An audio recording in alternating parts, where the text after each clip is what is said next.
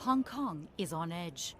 Hundreds of protesters on Monday still camped out around government buildings, a day after nearly 2 million people hit the streets, according to organizers.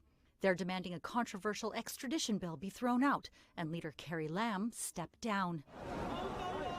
The movement may have got a boost Monday morning when democracy activist Joshua Wong walked free from prison, pledging to join the protests. Talking to media outside the jail, he took aim at Lam and Chinese leader Xi Jinping. And what we try to do is just through civil disobedience and direct action and let the whole world, let the international communities to realize that how Hong Kong people will not keep silence under the suppression of President Xi and the Chief Executive Carrie Lam. Wong's just finished 5 weeks of a 2-month sentence for contempt of court. The veteran activist was only 17 years old when he emerged as the face of the massive umbrella protests in 2014.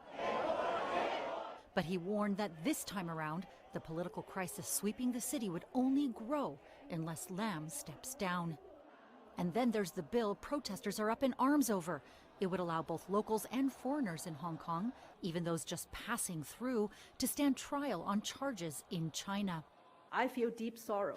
Earlier, Lam had agreed to suspend the bill and apologize for the way the government handled things. But some protesters want it gone altogether.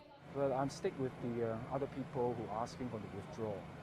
If it's only a subtle play of word, why don't you change the word into withdrawal and make the people a bit happier? The protests mark the biggest challenge from Hong Kong to Beijing since the territory was handed back by Britain 22 years ago. China's state media on Monday lashed out at, quote, foreign meddling in the crisis, saying Beijing would continue to back up Lam. But according to some observers, that's not exactly true.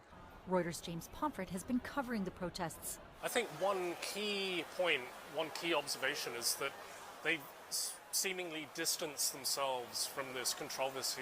They've said repeatedly that this is Carrie Lam's initiative. Her decisions in many ways led to the protests that we're seeing now. Hong Kong's government says its headquarters will stay closed on Monday.